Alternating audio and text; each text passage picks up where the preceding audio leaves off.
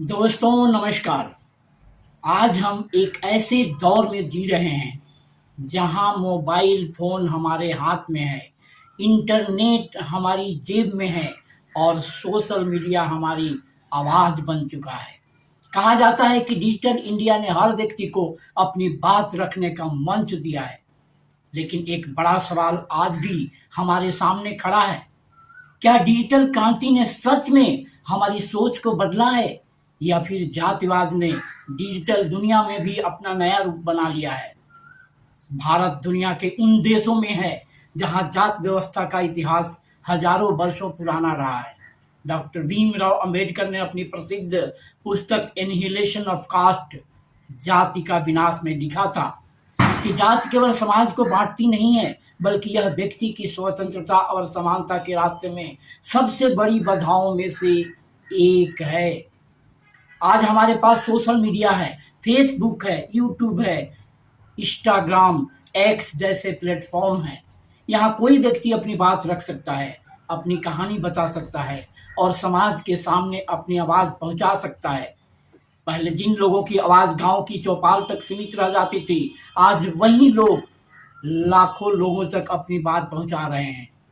लेकिन सवाल यह है कि क्या सोशल मीडिया ने जातिवाद खत्म कर दिया? जवाब इतना आसान नहीं है, क्योंकि जिस समाज की सोच सदियों से बनी हुई है, वह केवल तकनीक बदलने से पूरी तरह नहीं बदलती। आज भी सोशल मीडिया पर कई बार जाति के नाम पर गालियां दी जाती है। किसी की योग्यता को उसकी जाति से जोड़कर देखा जाता है और जातिगत पहचान के आधार पर लोगों को बांटने की कोशिश होती है।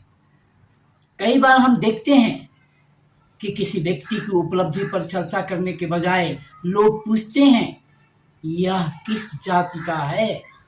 यानी डिजिटल प्लेटफॉर्म बदल गया, लेकिन सोच के कुछ पुराने ढांचे अभी भी मौजूद हैं। लेकिन तस्वीर का दूसरा पहलू भी है। सोशल मीडिया ने वंचित और कमजोर वर्गों को एक नई ताकत दी है। आज कोई भी व्यक्ति अपनी बात सीधे समाज तक पहुंचा सकता है। डॉक्टर अंबेडकर, ज्योतिबा फुले, सावित्रीबाई फुले, पेरियार और छत्रपति साहू जी महाराज जैसे सामाजिक सुधारकों के विचार आज लाखों युवाओं तक इंटरनेट के माध्यम से पहुंच रहे हैं। पहले इतिहास की कई बातें किताबों और कुछ संस्थानों तक सीमित थी, लेकिन आज सोशल मीडिया पर अलग अलग दृष्टिकोण सामने आ रहे हैं।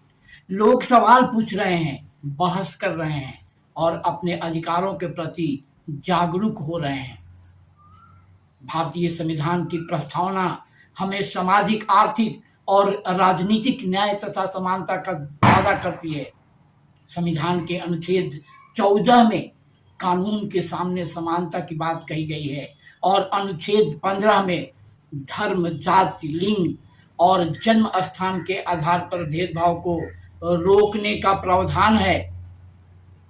लेकिन संविधान की किताब में लिखी समानता तभी जमीन पर आएगी जब समाज की सोच भी बदलेगी। डिजिटल इंडिया की असली सफलता केवल तेज इंटरनेट या ज्यादा मोबाइल कनेक्शन में नहीं है। असली सफलता तब होगी जब डिजिटल प्लेटफॉर्म पर इंसान की पहचान उसकी जाति से नहीं, बल्कि उसकी प्रतिभा, मेहनत और विचारों से होगी। हमें यह समझना होगा कि सोशल मीडिया एक हथियार है। इसका इस्तेमाल हम समाज को जोड़ने के लिए भी कर सकते हैं और बांटने के लिए भी कर सकते हैं। अगर हम सोशल मीडिया का उपयोग ज्ञान फैलाने, इतिहास समझने, गलत धारणाओं को चुनौती देने और समानता की आवाज उठाने के लिए करेंगे, तो यह समाज परिवर्तन का बड़ा माध्यम बन सकता है। लेकिन अगर इसका उपयोग नफरत फैलाने और जातीय श्रेष्ठता दिखाने के लिए करेंगे, तो डिजिटल दुनिया में भी पुराने भेदभाव का नया मैदान बन जाएगी। जैसा कि आजकल हम लोग धर्म के नाम पर लोगों को बांटने की चीज़ें देख रहे हैं। दोस्तों, जातिवाद केवल गांव या पुराने समय की समस्या नहीं है, यह सोच की समस्या है। और सोच को बदलने के लिए केवल कानून नहीं, बल्कि शिक्षा, संवाद और जागरूकता की ज़रूरत होती है। डिजिटल इंडिया के इस युग में हमारे सामने एक बड़ा अवसर है। हम तय कर सकते हैं कि इंटरनेट भारत को जोड़ने का माध्यम बनेगा या बांटने का। अंत में बस इतना कहना चाहूँगा, मोबाइल स्मार्ट हो गया है, इंटरनेट तेज हो गया है, लेकिन अब ज़रूरत है कि इंसान की सोच भी स्मार्ट हो जाए, क्योंकि असली डिजिटल क्रांति तब होगी जब समाज जाति के चश्मे से नहीं, धर्म के चश्मे से नहीं, बल्कि इंसानियत की नज़र से देखना शुरू करेगा। तो दोस्तों, आज के लिए इतना ही।